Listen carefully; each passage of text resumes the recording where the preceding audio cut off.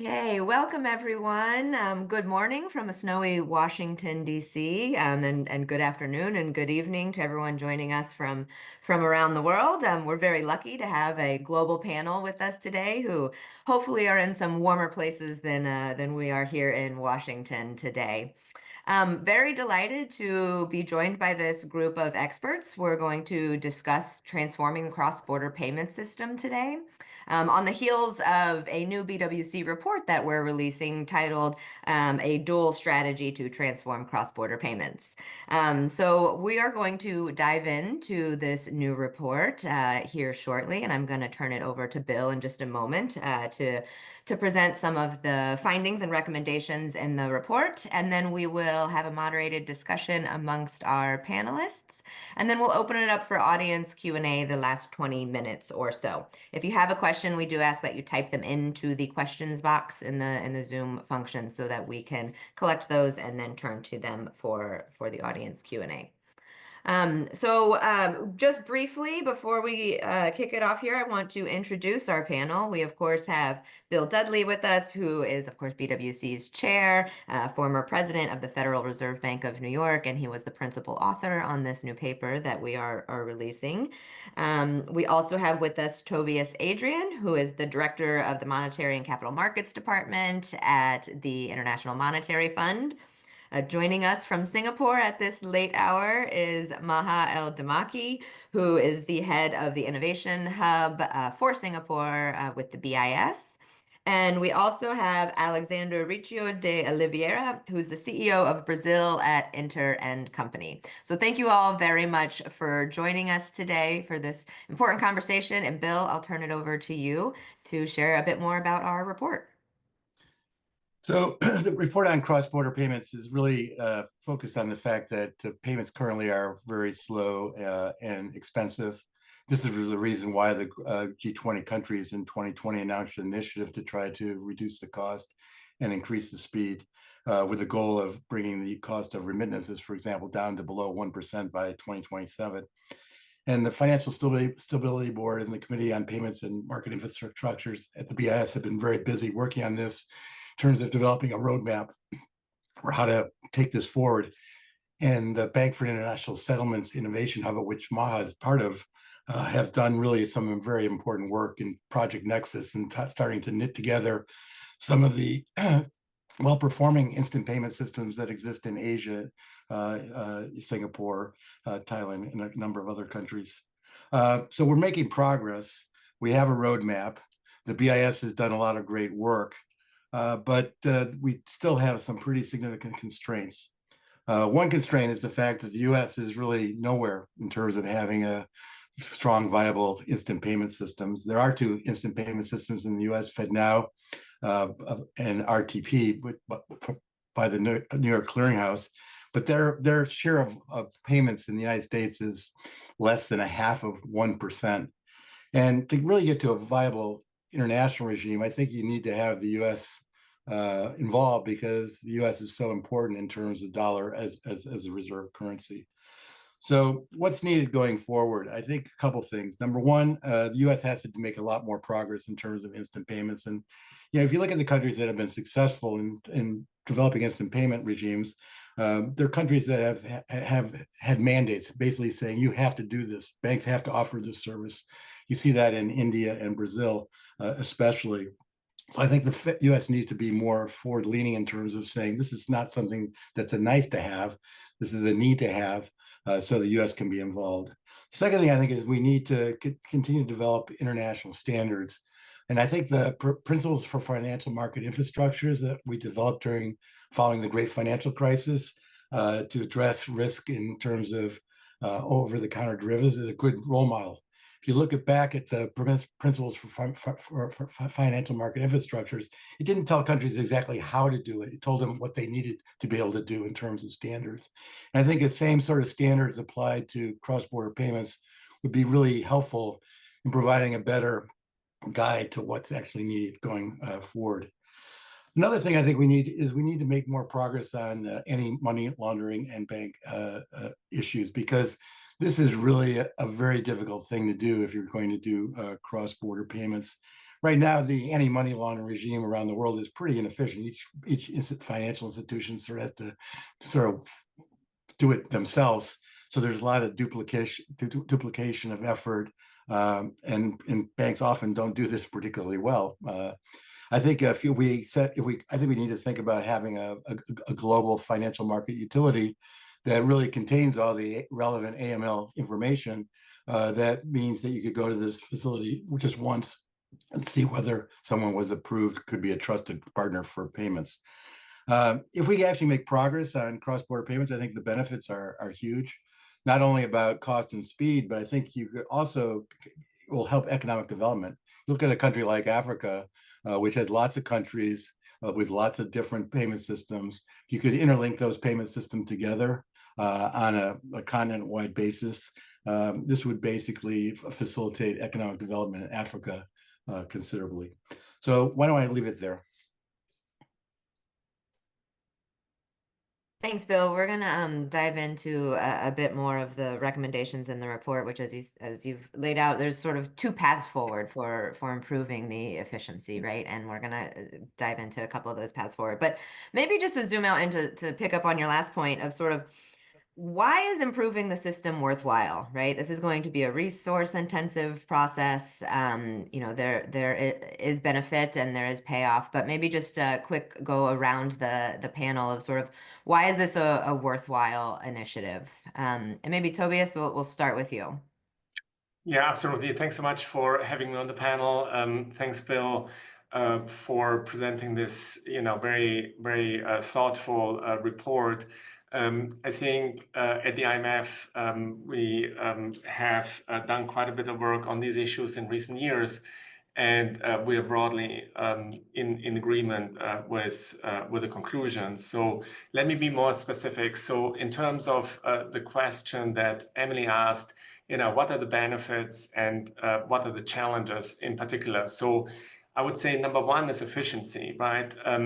As Bill points out, a lot of these cross-border payment systems, have evolved over time, and this is an opportune moment to look at the infrastructure, get to a much more efficient system that provides faster, cheaper, and more transparent cross-border transactions. And it's not only the efficiency, that can improve and that will allow, both individuals and businesses to take advantage of cross-border opportunities better. It's also the resilience that can be improved, including financial stability objectives, but also financial integrity, so AML, CFT issues, broader, criminal money flow issues that Bill already mentioned. And really the dangers of having a fragmented and outdated infrastructure across the world, across many institutions. Of course, there are challenges, and I think the challenges is really what this forum today is very good at, shedding light on. So one is about harmonization and interoperability. You need to have some commonality in terms of approaches. Secondly, besides data and interoperability, which is very deep in the weeds, there's also governance and compliance, right? So how can any one country have confidence that what is happening at the other end is going to be enforceable in courts? That is a very, very key challenge. And finally, the role of the private sector is absolutely foundational. It doesn't make any sense for policymakers to do things that are then not used and adopted by the private sector. And put differently, a lot of things the private sector may be able to do where, the public sector really has to only provide, some input. How much the public versus the private sector is doing may be somewhat country specific, but this overall framework can also benefit from this dialogue. So let me stop here. Thank you, Tobias. Maha, maybe going to you in a little bit you're at the center of this agenda of how you are seeing it and how you're seeing the opportunity and the benefits here. Yeah, so I think in terms of the why, I suppose the question for me is not whether there is a need to move to instant cross-border payments. I think it's more, what are the outcomes that we're looking to achieve? These outcomes are really important, and whatever we choose, the path to get there is a means to an end. And Bill mentioned the G20 setting those targets on speed, cost, transparency, and access. And there's a reason that we have these targets. When it comes to actually instant cross-border payments, right? Making cross-border payments instant. The obvious point out of those G20 targets is speed, right? But there are other examples of where structures of instant cross-border payments can also reduce cost and allow the transactions to be more transparent. So it's not just, the instant doesn't necessarily mean speed alone, but let's focus on speed for a moment. I think, people want to know with certainty that their payments are being received on the other end. It's important. And I'm taking sort of Asia as an inspiration for some of the things that I absolutely agree with what Tobias said, and I don't want to repeat it, but just to give you another lens, it's important to highlight that people do want to know that their payments are received on the other end, but there's also the liquidity trapped in the systems when payments aren't fast enough, right? And how it creates cash flow management issues for businesses, particularly small businesses. So whilst it doesn't have to be instant, it does have to be fast, right? And if we think of some of the use cases that really are quite obvious in sort of how we live our lives these days, there is a reason why cross-border payments are so critical for how we see how they can support cross-border trade, tourism, education, work. And so waiting a day or two for a payment to go through doesn't necessarily, it doesn't serve the world that we live in. It's a world that's now connected and more digital. And so for me, we take inspiration from domestic payments, actually. And if you look at on a domestic level, we spoke about how so many countries around the world have implemented or are implementing fast payment systems. And there's a real economic benefit to this. And it's one of probably the most successful structures in terms of financial market infrastructure that's just been developed all in various countries around the world. And so why not take that benefit to cross-border? So the structure is there domestically. Building on it to deliver instant cross-border payments seems like it makes sense. And actually it has made sense on bilateral linkages happening in Asia. They have been successful. And if you hear instant payment operators, in the region here in Asia talking about the consistent growth in transactions that are put through these bilateral linkages year on year, right? So they're seeing uptake, they're seeing growth in these transactions, and that to me is why innovating and enhancing instant payment sort of functionality and expanding it to cross-border payments makes sense. But of course, it doesn't solve everything to be solved in cross-border payments. So the points that were made by Tobias are really important as well. So, but you start somewhere, and then we start to really try, look at how these structures can be enhanced as we iterate and move forward. Thanks, Maha. Maybe we'll turn to Alexander, who can give us a bit of color on the Brazil experience, and he's also in the private sector, so can give us a bit of lens on that as well. So, Alexander, maybe kind of tell us why you think this is a worthy initiative, and then maybe some lessons learned from implementation in Brazil on the fast payment system, instant payment system. Great, Emily. Hello, everyone. And so let's start thinking about cross-border. I will agree with what was discussed here before. So cost is something that has to be addressed. We have people paying up to 5%, sometimes more, to send money abroad when we think commissions and spreads. And there is a lot of opportunity. The technology is there. So cost is a factor. Speed is another very important factor. I just think like about 10 years ago, I used to live in the US. And if I would send a remittance, many times my money would be in limbo, at least on the customer's view, for like 2-3 days. which makes no sense as we think about the technology that's available today. These things have to be immediate. So there are many good reasons, like to improving global trade. People are more mobile today than they were before, so they're traveling everywhere, and being able to move money fast becomes an important thing. And again, the technology is there, so it's just a matter of wanting to do it, and we'll get there. The instant payment systems are super important to make this happen. And we were part in Brazil of the implementation of the system, which is called Pix. Back in 2020 is when it started.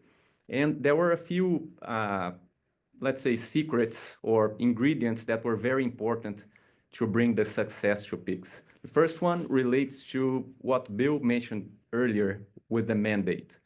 So the central bank had it as a priority. The central bank in Brazil has an agenda that includes items like financial inclusion, financial literacy, and promotional competition.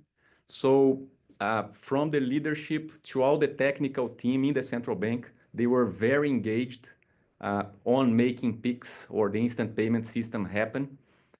There was alignment. So you didn't have a lot of discussion on how it should be. Obviously, some alignment with the private sector happened to make it happen, but it was clear where we wanted to be. We wanted to have an instant payment system that was simple, that was for everyone. Also, in Brazil, we had a payments agenda that was marked by a law in 2013 that supported the central bank in moving things forward fast. So that's when we say that Inter played a factor, and we, along with some other players, we brought to the population an account that 100% free in terms of like monthly fees and transaction fees back in 2016. And we brought a critical mass of the population to have an account that would be Pix ready, so instant payment ready. So when the system got implemented, things would flow fast. So with that in mind, in 2020, we had the system go live, and it was super simple, much simpler than transacting between an account and another account. So before the system did the go live, we did what we called like the key registrations. So I could link either my email, my social security number, which in Brazil it's more public than in the US, or my phone number, or some other keys, and this would flow to the account of choice. So again, people had an account.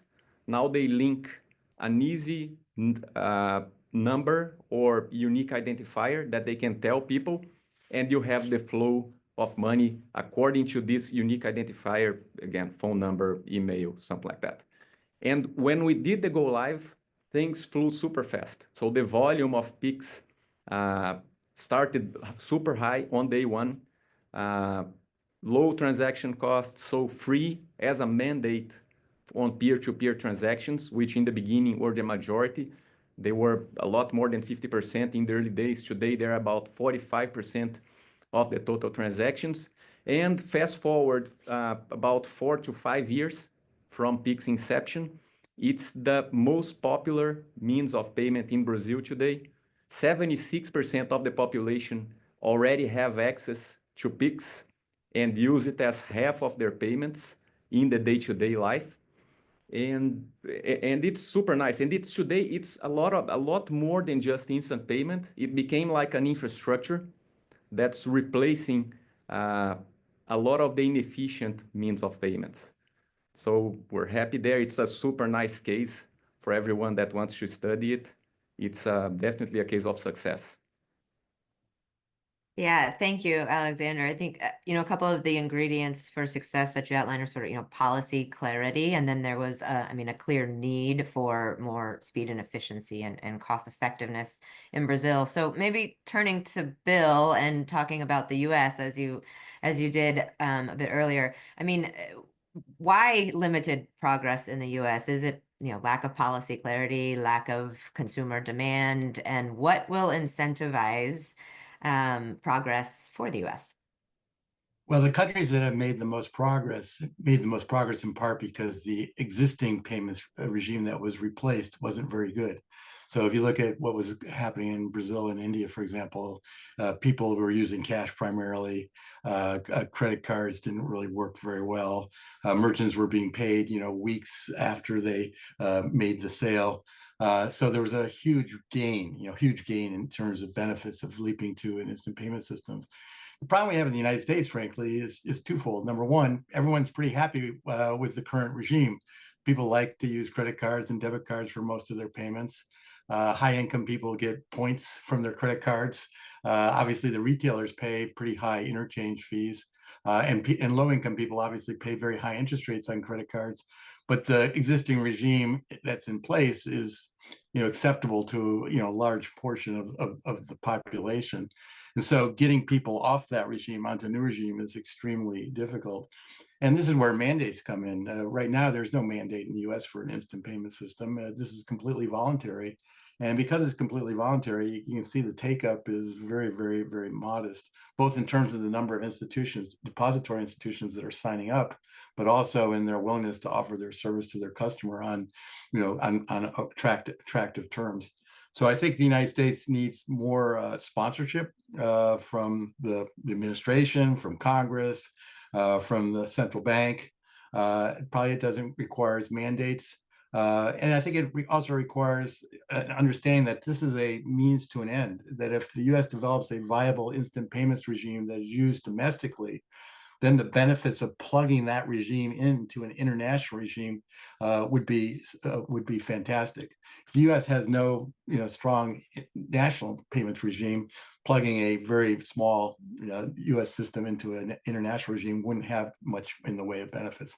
The other thing I think I just want to emphasize in terms of benefits, a lot of the benefits in terms of is speed and cost, but the other thing that people don't, I think, focus enough on is for merchants in terms of their working capital.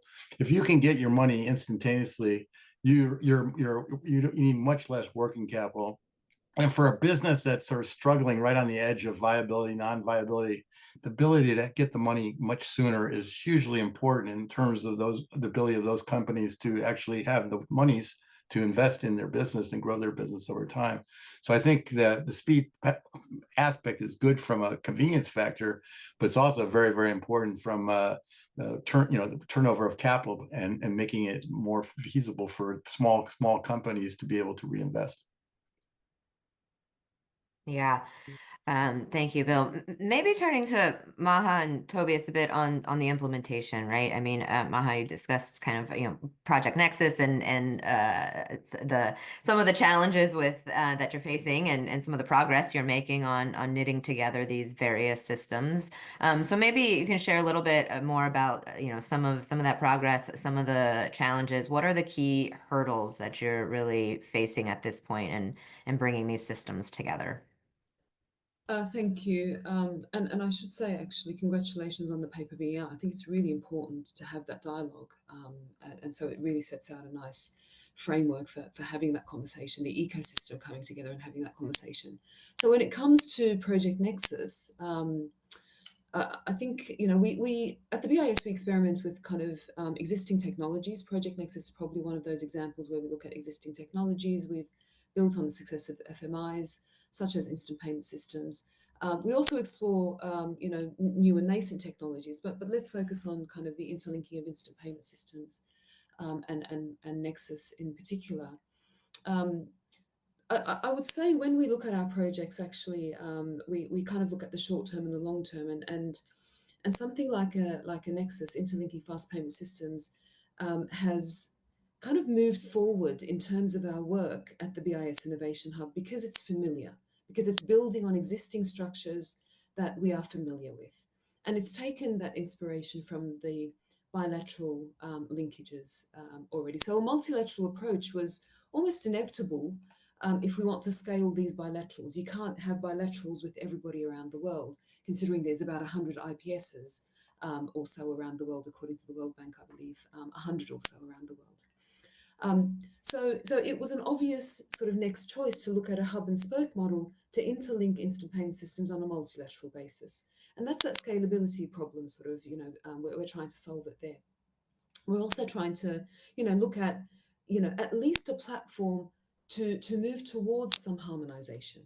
It's not possible. I keep saying it's not possible to achieve complete harmonization, on everything all the time. That tends to be sort of a very tall order. There's a reason why there's different structures around the world, and we sometimes, need to acknowledge that and respect that. But at least there's a platform of all these participants coming together and looking for harmonization. And so I'm not saying that it's easy. I think the technology, as Alexander actually mentioned, it's there and it's the easy part.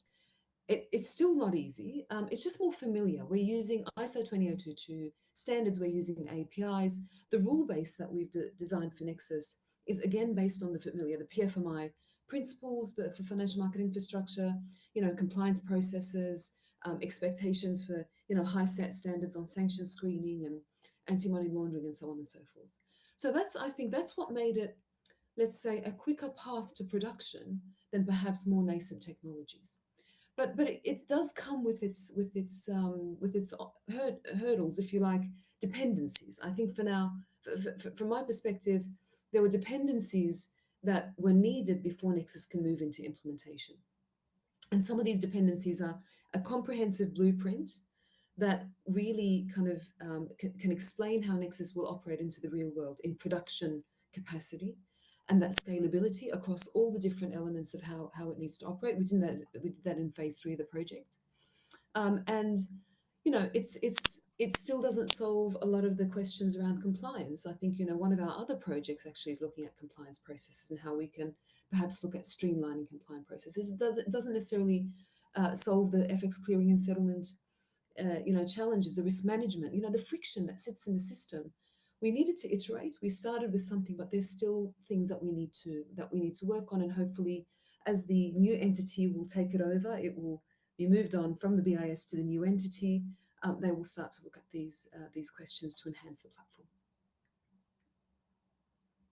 Thanks, Maha. And Tobias, maybe just picking up on that. I mean, Bill's point about, there should be standards, but we're not telling countries how to implement those standards. Surely the IMF and much of your technical assistance is getting questions from countries on how to best do this. So what are some of the, challenges that you're hearing from your member countries, and how are you helping them address some of those and plugging into this multilateral system? Yeah, thanks so much. And let me start by just noting that what we do at the IMF is very much complementary to what the BIS, for example, the Innovation Hub, or the standard setters such as CPMI and FSB, or FATF are doing. So there are different types of international financial institutions. And we're very careful to have close collaboration, but complementarity. And so let me point to 3 areas here. So the first one is capacity building. So we support countries in either implementing international standards or developing policy frameworks. So we may not have a policy position. So in some areas, standard setting bodies might not yet have standards, but countries want to understand how to evolve their policy frameworks. And so we engage with over 100 countries a year on capacity building efforts. And so these are typically countries that have lower capacity than, say, the United States or Brazil or Singapore, which are the 3 countries that were mentioned here today. And it's really supporting countries in developing their own institutional frameworks and their policies. And this is what we call bilateral capacity development or technical assistance. It's something that we do, but that, say, the BIS or the FSB or other international bodies do not do. So it's very complementary. The second point I would make is that the fund is really the only international financial institution that has a global surveillance mandate. And that surveillance mandate is really foundational for the IMF, and it includes both bilateral, so individual country surveillance, as well as a more multilateral surveillance. And so we are constantly sort of like assessing and monitoring what is happening in countries. So for example, we heard from Brazil, where this instant payment system was developed. And I think, here we have a private sector participant from Brazil, which is one particular view. The authorities in Brazil will have a particular view. But we may have a view that is somewhat different because we are looking at all these different countries, and that has its own value, and is complementary to, say, the private sector perspective or the perspective of the individual country authority. So again, sticking to this Brazilian example, right? Brazil had a payment system, and then the central bank developed a payment system. But unlike in many other countries, it was developed in a way that explicitly allowed and was thoughtful about the private sector participation in this publicly run system, right? And so this is quite different from what we see in other countries. And we can sort of like look at that, explain it and assess it, and that can benefit other countries, right? India is another country that Bill explained that had a very also successful but very different model from Brazil. And in comparing and contrasting, we sort of like provide an additional benefit relative to what the countries or the private sector would be doing. We also have a formal role in terms of assessing to what degree countries are compliant with standards. So for example, financial integrity is extremely first order, right? So making sure that what is happening in other countries isn't criminal. And, for cross-border payment systems to work, be it instant payment systems or more DLT-based systems, having this reassurance that the other side is doing what is expected from them is extremely important. And there need to be bodies that are assessing that. And so I think in this AML CFT area, again, we're playing an extremely important role, and our role is complementary to what others such as FATF are doing. Finally, because we are looking at all these different countries through surveillance, by working on capacity development, we also play an important role in terms of policy development. And our particular vantage point relative to other bodies is our macro perspective, right? While payments is very deep in the weeds, we all know that the plumbing and the operations matter for what's happening at the macro level, be it macro at the country level or macro globally, such as the International Monetary System. And the fund has this, clear mandate to look at the International Monetary System, to think about macro implications, but being involved in the nitty-gritty, right? Unless you understand the nitty-gritty and help developing the nitty-gritty, the big picture is not going to work. And I'm looking at Bill. I had the great pleasure of working with Bill at the New York Fed, and the New York Fed always has this. You have to work on the plumbing issues, but ultimately, if you don't get the plumbing right, the macro is not going to be working. And the fund really has this, macro mandate, but the ability to work at the very granular plumbing as well. Let me stop here. Thanks, Tobias. Maybe taking it from the global to the country specific context, again, maybe Alexander can kind of wrap us up on the instant payment system challenges, and just maybe speak a bit to the Brazilian experience here. Alexander, I know when Bill and I were there, a few months ago, I mean, the AML stuff was really, front and center. So kind of what are the next challenges for Pix in Brazil? What's the next phase of evolution? And then I think Pix recently agreed to join Project Nexus and is working on the kind of plugging into the other systems. So any early lessons there as well? Yeah. Just before I touch on these lessons and what we're currently working on, Bill talked about eliminating cash and moving it to the instant payments. And there's a number that I always remember that's quite interesting. Before Pix, out of every two clients would make a withdrawal on an ATM every month. Today, 1 out of every 10 customers does a withdrawal at an ATM every month. Why is that? Obviously, because they moved from cash to the instant payment system, their accounts. So the big challenge with Pix was initially with fraud. So in Brazil, like this, what we call social engineering happened a lot, and people would convince the other party of sending them money. And we had to build, and the central bank was super engaged and build structures so that we would not eliminate, but reduce a lot the fraud. So this was a big challenge, and it's been evolving consistently.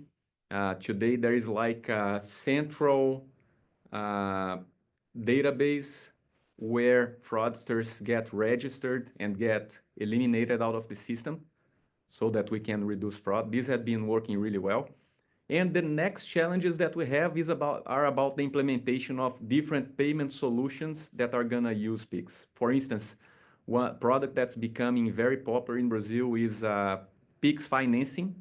So people get almost like they get almost something similar to a credit card limit, but that's sent initially through Pix. This is a product that's becoming very popular and populations using. So there is a next challenge that we're implementing now, that the country is implementing now, which is to use Pix as a way to pay for utilities and different companies that have to do their collections. This is super nice. And in the end, we have two things, right? Speed, which addresses some of what Bill talked about on working capital. So the money gets fast to whoever's receiving it, and cost, because you're talking about many times people would pay like 20 cents on the dollar to receive a payment, and that's reducing to less than 1 cent to receive that same payment. So big cost advantage. That's kind of the frontier that we're doing now. And one thing I think it's worth sharing also when we think about the cross-border and the hub and spoke is our experience. We're regulated in Brazil, but we also have a regulated company in the US. We have 42 MSB, money service businesses licenses in the US. And Brazilians are liking more and more to save in dollars. So we set up a product, an account in US dollars to serve Brazilians. So it's almost like we're a hub where people float their money, they open a US dollar denominated account, and they do this transfer. It's instant. The cost, like in fees, it's usually under 2% plus a spread. That's also actually including spread, under 2%. So it's kind of a model to be discussed as we think about the global payments. The challenges are within AML and financial crime. So we need to, we built the infrastructure, we built the product. Today, about 10% of all the FX transactions in Brazil flow through Inter. But there is this challenge, and we work a lot on being compliant to all the regulation, allowing people to move money according to their financial capacity. And that is a bottleneck, right? Whenever you have a transaction of a higher value, there is a lot of compliance, there is a lot of documentation requirements, and it's not always aligned to the expectation of clients, right? They just think it's simple. They don't understand all this complexity that we know that's built into the system. Yeah, Bill, maybe give you a final word on any of these challenges we've discussed with the kind of hub and spoke model here. But I want to also pick up on the innovation and the new technologies that have been referenced a few times, because the report also lays out sort of a second pathway here, a second means to the end that we've discussed, which would be tokenizing assets and settling them on a unified ledger that could also achieve some of these same outcomes. So maybe any final thoughts on the hub and spoke model challenges and progress, and then you're shifting gears to sort of what are the benefits of this second pathway, and how far away from that are we actually? And then I certainly want to hear from Maha and the BIS's kind of pilot project in that regard. I think this hub and spoke system is the right model, just for the reasons that Maha mentioned, that you need to connect once into the hub, and then you're connected to everybody else that's a participant, as opposed to a whole bunch of bilateral relationships that you'd have to negotiate. And obviously, the hub operator can also have a set of standards and criteria that help force everyone to bend to the sort of common understanding of what this should look like and how this should operate. So I think it's easier to converge to shared governance with a hub system than a lot of bilateral negotiations. So this is the pathway that's sort of the most viable now. And then the question is, okay, is there another pathway? And I think there's sort of two aspects of the other pathway. One is a pretty regulated technology that's used on a unified ledger, where you're using permissioned distributed ledger technology or something similar, which is quite like a step from where we are today, but not revolutionary. And then the second is something very, very different, where you use stable coins as a means of cross-border payments, and those stable coins operate on a distributed ledger technology that is not permissioned. And that stable coin technology, we don't talk a lot about that in the paper, but that's also another potential pathway forward. But for that to happen, a lot of work has to be done in terms of governance and compliance. I mean, for example, we don't even have global standards yet about how stablecoins should be fully backed by central bank reserves to make it clear to everyone that there always can be redeemed at par. Now, I'm hoping that legislation like that will be coming through from the United States Congress pretty soon. But to get stable coins to really move forward as a viable payments means on a cross-border basis, we have a lot more work to do. And the U.S. again has to play the major role because in stable coins, the vast majority of stable coins around the world are denominated in dollars. So without the U.S. Making progress here, you really can't imagine stablecoins being a solution for cross-border payments. So I think that stablecoins, or else a more regulated, structured Finternet are potential ways forward. But to make that progress, first you need to set very clear rules of the game, what the standards are, how do you solve governance, how do you solve AML, how do you solve a lot of different issues. And for stablecoins, we have to solve the issue of making sure the stablecoins are securely backed, so everyone knows that they always will be redeemed at par. We haven't even solved that basic issue yet. Yeah, certainly much further to go on that front, as you've laid out. But Maha, I mean, the BIS Innovation Hub does have a pilot project, Project Agora. Do you want to share some of the progress and learnings from that?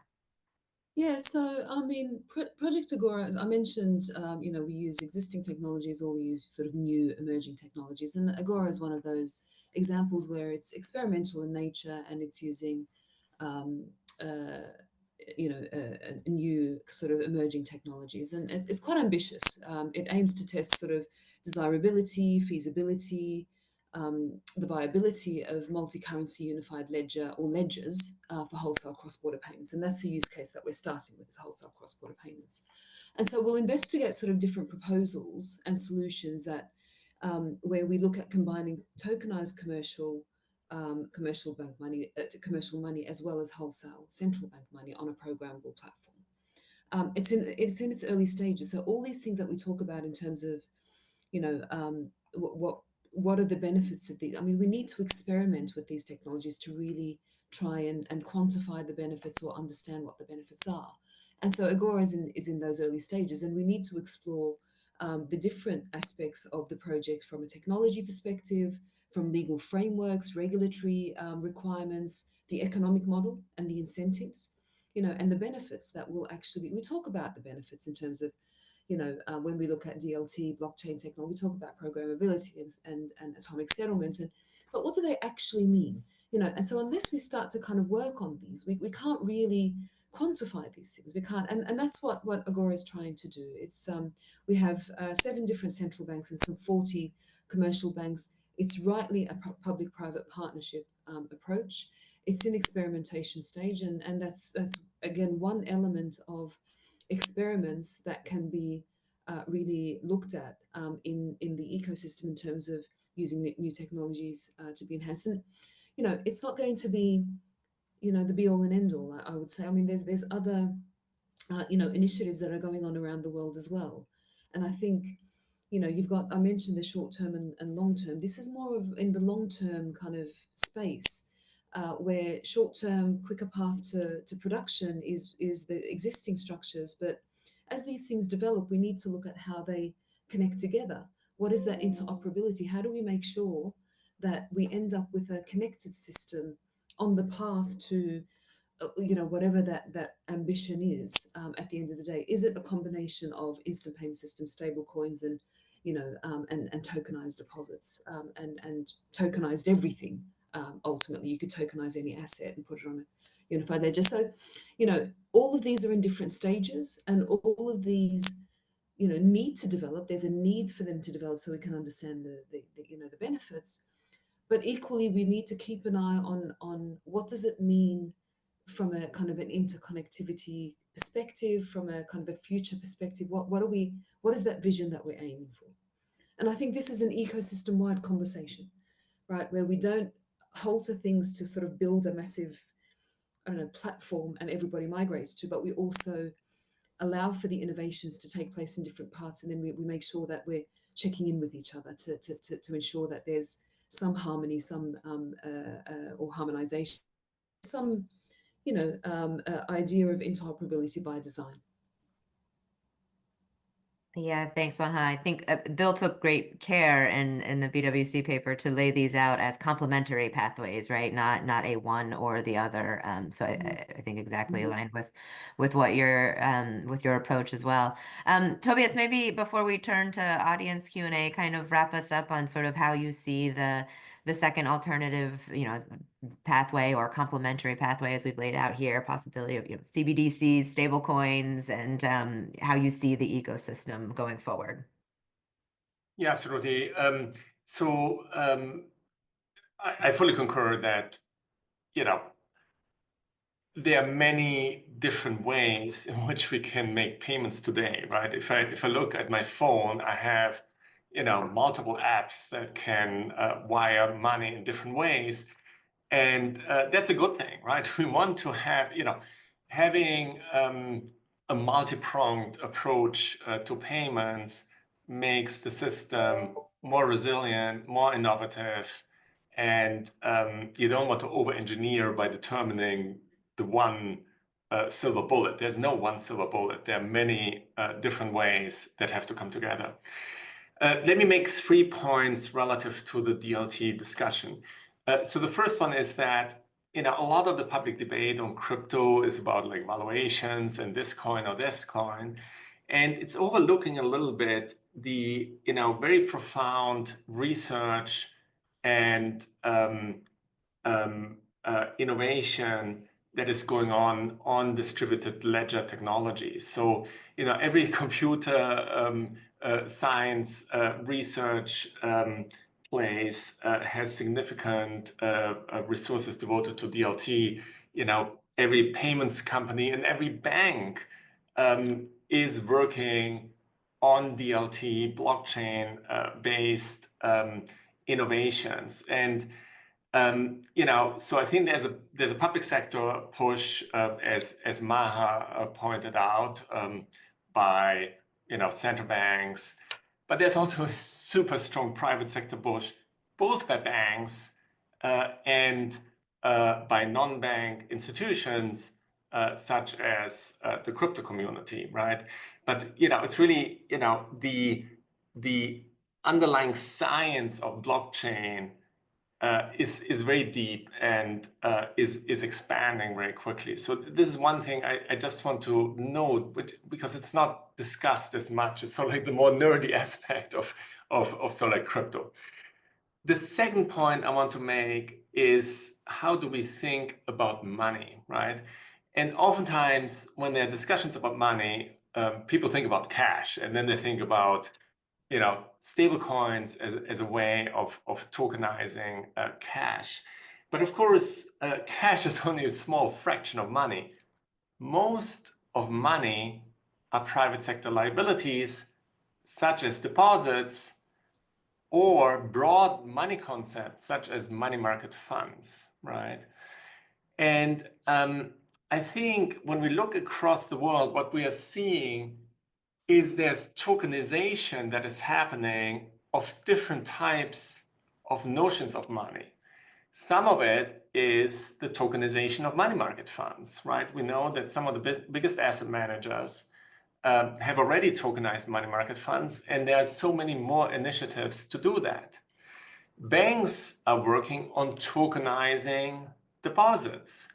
And the project that Maha mentioned is closely related to that, where correspondent banks, so these are the major banks globally, whose name we all know, that are operating cross-border payments on their balance sheet. And there are major initiatives by every single one of those institutions to move to a more blockchain-based technology. And then thirdly, there are also narrow notions of tokenizing money, which is like some stable coins, are much, this again depends on what country you're looking at, are much more closely related to tokenizing central bank reserves, right? So they're sort of like tokenized broad money, tokenized deposits, and tokenized narrow money in some sense, right? I do think they're extremely important domestic initiatives, and Bill underlined the role of the US, of course, as being central, because the dollar is so important in the global payment system. But of course, many other countries are also innovating on this front, and how stable coins evolve nationally, but how it all fits together is so important. And let me just point out, it's true, as Bill says, there are no standards in this area, but there is actually guidance that the CPMI issued in 2022, which is not quite a standard, but it is a kind of like attempt to think about policy approaches here. But there is a lot more work that is needed. So we need countries to innovate, but we also need an overlay that is sensible and is going to work. The last thing I would point to is that payments are the foundation for capital markets, right? And for many decades, payments evolved, but it was sort of like a very small number of people in the world that understood what was happening, because the evolution was so like, not that substantial, and it was, highly specialized. Today, that is very different, because blockchain is a technology that is, potentially foundational, not just for global payments, but also for global capital markets. And now we also have AI coming into that. So it is really, humongous technology innovation that, is impacting not just payments, but also capital markets. And so I do want to emphasize that when we're thinking about global payments and the role of blockchain and DLT, we may also want to think about what is the implication for global capital markets. And, I think what is happening in countries is very important, but there needs to be sort of like a consistent overlay over that as well. And, just as much as at the IMF, we're working with the standard setting and policymakers on payments, we also work on security market issues, on banking issues, and on other financial sector issues. And having a consistent approach, having a way to assess who's doing what and how it fits together and how we can come out in a way that is helpful for the planet and hence in the benefit of each country. That is where there's a lot of work happening right now. Let me stop. Yeah, thanks, Tobias. I think certainly agree on the need for kind of the governance function and the international coordination and harmonization function of the fund. We do have a couple good questions here, just a few minutes left. So maybe Bill, I'll go to you to start. A few questions certainly around what the implications are for the U.S. dollar as a reserve currency in the new payments and either payments pathway. So one question there, and then maybe two on the tokenization governance issue. I mean, Tobias mentioned there is guidance from the CPMI, but curious if there's any example like you pointed to with the OTC derivatives, if there's any lessons we can draw from any prior examples or case studies that could be applied. So on the issue of of the question, Emily? One is implications for U.S. dollar as a reserve currency. Okay, yeah, right. So, I think the dollar I think is pretty entrenched as a reserve currency because the U.S. has, rule of law, very deep in liquid capital markets, and no capital controls. Money can flow in and out of the U.S. very easily. So the U.S. is pretty well entrenched unless the U.S. messes it up. But I think not engaging in terms of making sure that the U.S. is at the forefront of these issues is a way of messing up, because someone else could develop a better mousetrap, and that could incent people to move away from the dollar to an alternative currency. So, I think it's important for the U.S. to do this for its own sake, because I think there's a lot of benefits that are going to come from leaning more into this space than what the U.S. has done to date. But I also think it's also offense is a good defense. That if you really want to make sure that the dollar stays the dominant reserve currency, I think you need to be show more leadership in this space than the U.S. has done to date. Thanks. And maybe then just are there any examples that we can draw on lessons from the past on how to solve the governance issue on tokenization? Well, the Group of 30, basically gave instructions that we needed to do something about over-the-counter derivatives, and that's really what the genesis was for the principles for financial market infrastructure. So, you need leadership from the countries to basically create the motivation for the standard setters to move forward. And if you have that sponsorship, and I think the U.S. and other countries, could play an important role in that. If you have that sponsorship, then that gives the standard setters a lot more, cover to move forward in terms of setting standards. Now, there's been a lot of work done, so let's not ignore all the great work that's been done by the Financial Stability Board and the Committee on Payment Market Infrastructures. But I think we could make it a little bit more focused in terms of here's what we want to achieve, set standards to help us achieve that goal. I think that would make the standard setting a little bit more focused. And that sort of happened on instant payments. I mean, the G20 basically said we want to reduce the cost, we want to increase the speed, and that I think motivated the work that's done by the CPMI and the FSB. But it's really the country's leaders that have to come together to sort of set the agenda for how they want this to proceed, in my opinion. And we've got a few questions here just in the last minute, maybe for Alexander and Maha. A couple of questions on sort of BRICS Pay as an alternative digital payment system, and also Project Enbridge. So maybe you could speak a bit to kind of growing payments dialogue and payment systems in BRICS countries, Alexander, and then Maha maybe on Project Enbridge. Yeah, I'll start, Maha. And so what we see today, there are a few different things, right? So when we think about the cross-border payments, we're currently more aligned with what Bill was talking. So the flow to dollars and then distribute from there as the main currency being dollar. But we're also involved in many different projects in Brazil. So in Brazil, there is Drex. So there is a lot of effort to build the central bank digital currency.